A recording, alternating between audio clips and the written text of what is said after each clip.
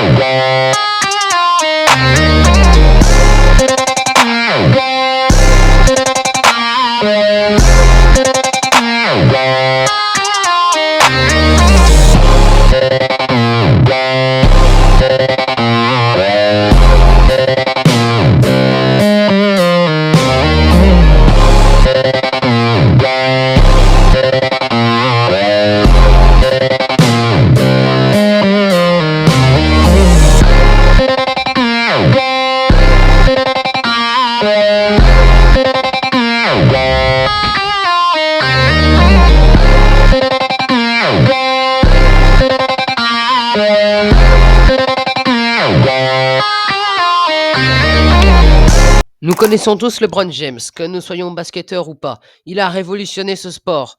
Le GOAT, 4 titres NBA, 21 sélections All-Star et des histoires en playoff qui dépassent l'entendement. Dans cet épisode de LeBron James, son règne, son combat, nous allons vous raconter l'histoire de sa toute première année de règne. With the first pick in the 2003 NBA draft, the Cleveland Cavaliers select LeBron James.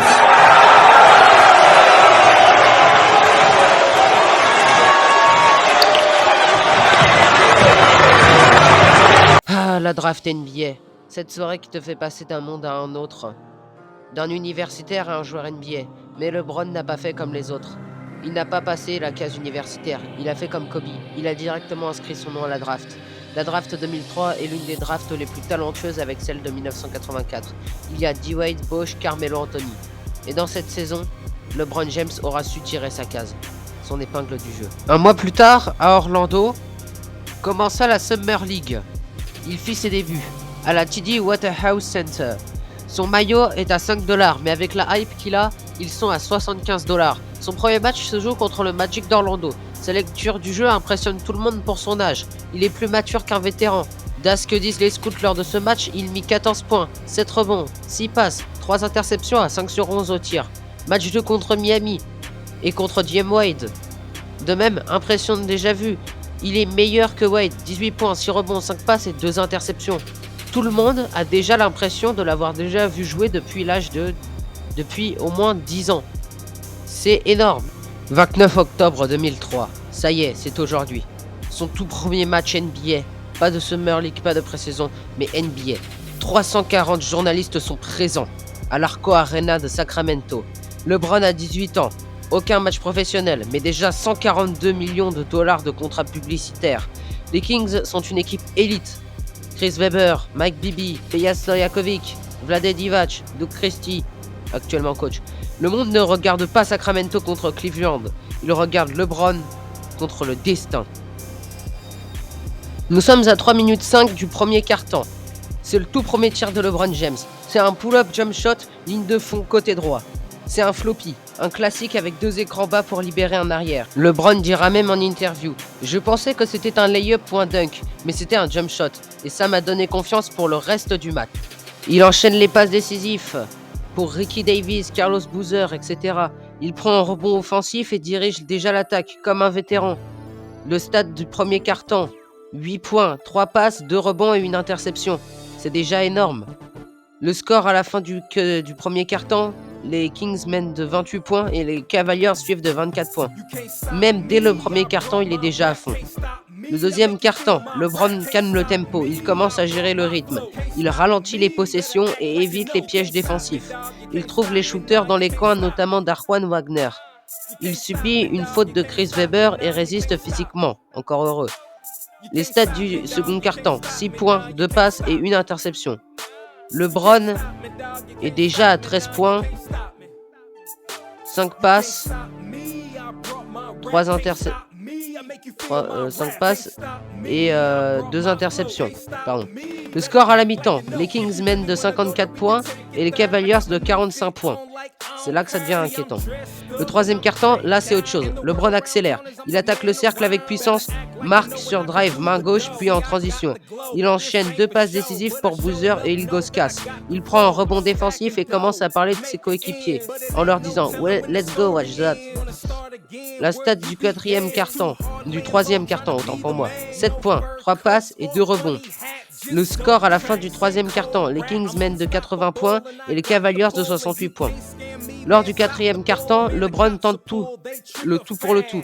Il essaie de sauver la casse, parce que c'est déjà la cata.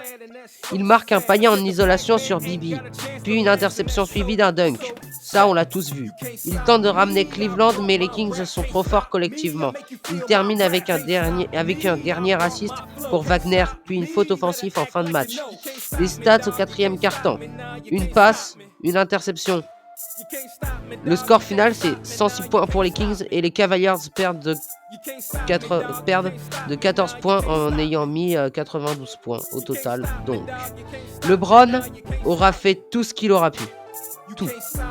Il aura mis 25 points, fait 9 passes décisives, aura pris 6 rebonds, aura fait 4 interceptions, à 12 sur 20 au tir, pour 42 minutes. C'est énorme.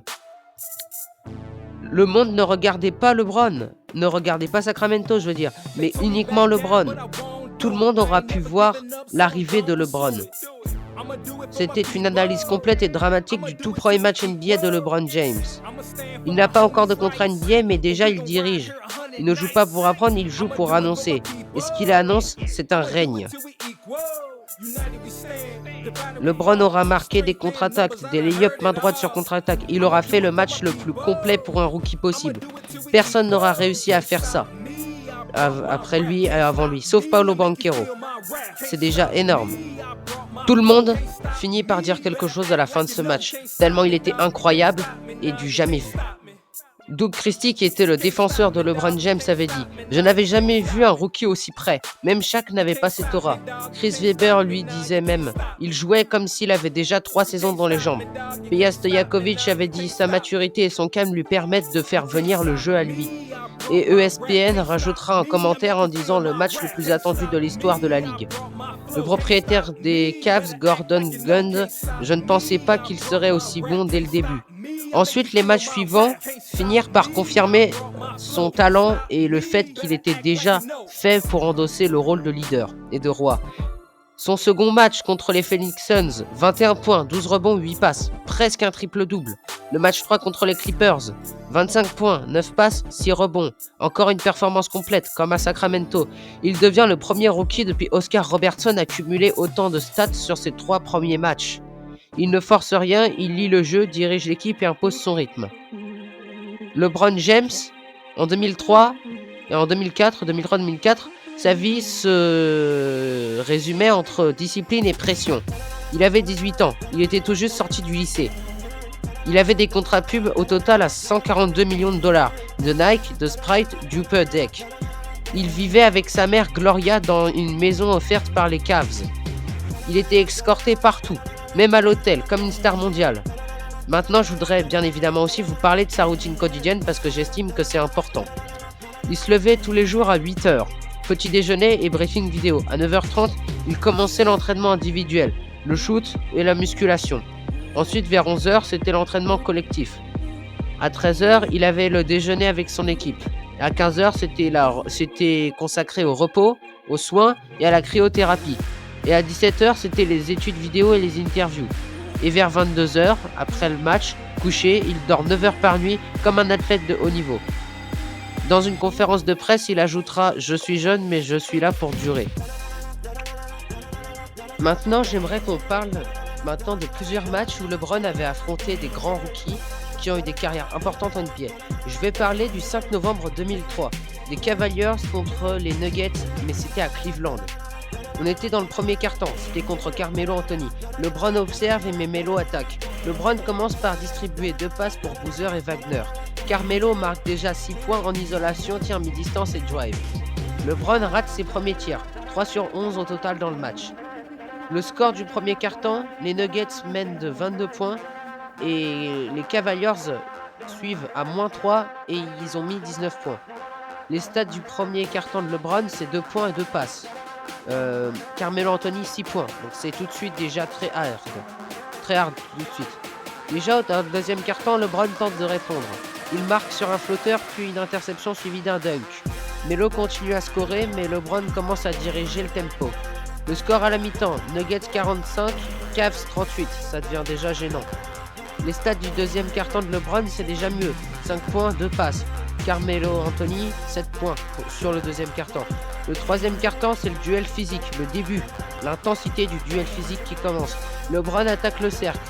Il provoque 2 fautes. Carmelo marque sur un tir à 3 points, puis un spin move sur LeBron. LeBron prend un rebond offensif et marque sur putback. Le troisième quart-temps, les Nuggets sont à 70 et Cleveland est à 60. Au troisième quart-temps, LeBron a mis 4 points et 2 rebonds, Carmelo Anthony 6 points. Dans le quatrième quart-temps, LeBron s'efface mais Melo y conclut. LeBron tente 2 tirs à 3 points, tous ratés. Melo marque 7 points dans les 5 dernières minutes. Denver gagne 93 à 79.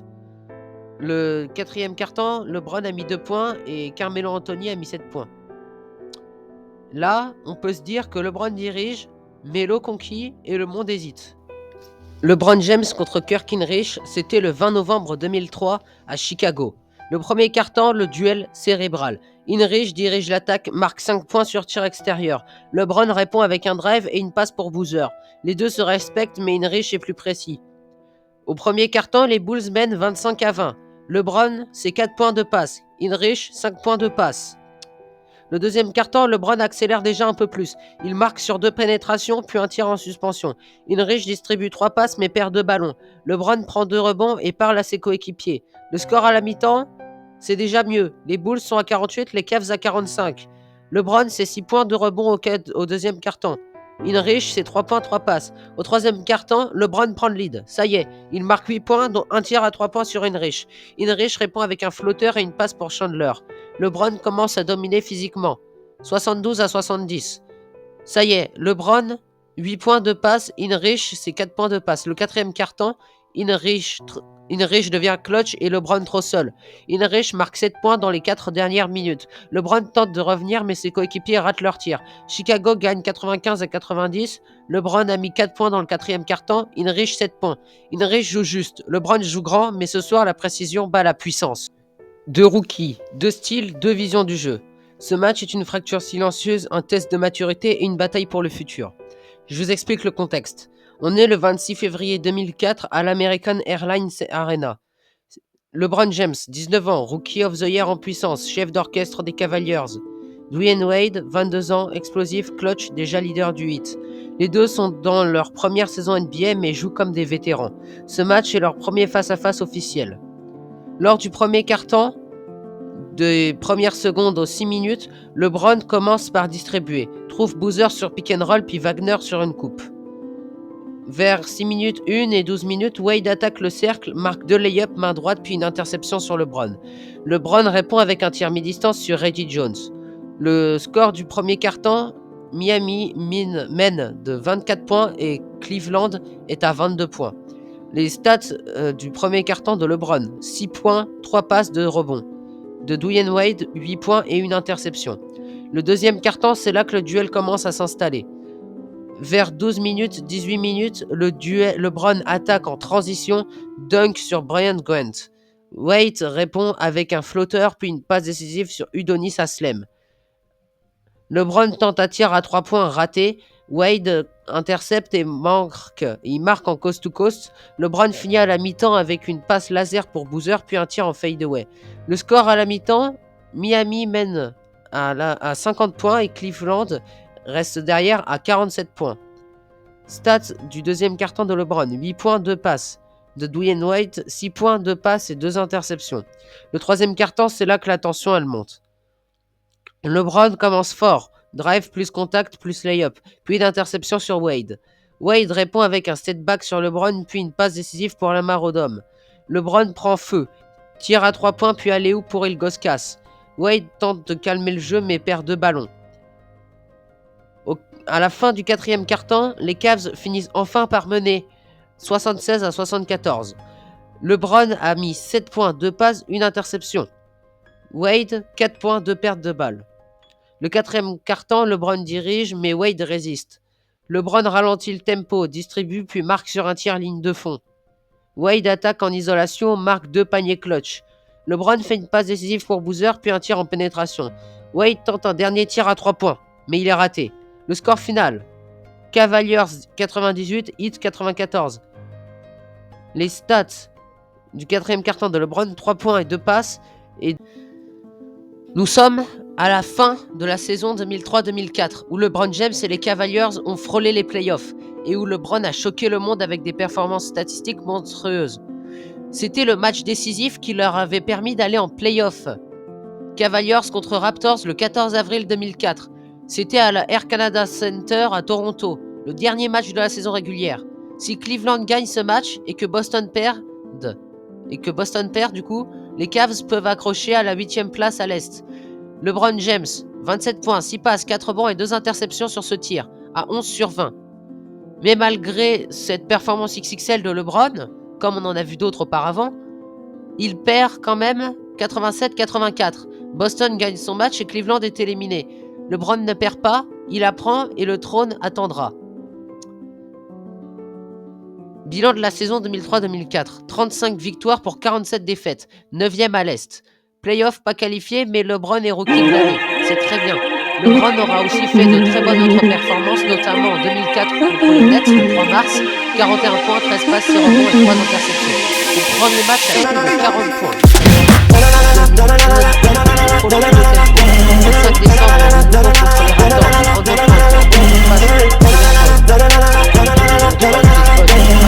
points, 20 février 2004, contre Orlando, 6 passes et 7 rebonds. Le contre Asimaka, LeBron dirige comme un vétéran. Mais aussi le 12 janvier 2004, contre les Lakers, 32 points, 5 passes et 5 rebonds. Le 1er juillet, il gagne avec du respect. Le 10 décembre, contre les Sixers, 36 points, 5 passes, 4 rebonds individuels contre Allen Iverson. Cleveland gagne. LeBron choque la ligue. C'était une excellente saison, plein d'apprentissage, de performance, retour de finale et de promesses. LeBron aura amplement mérité son titre.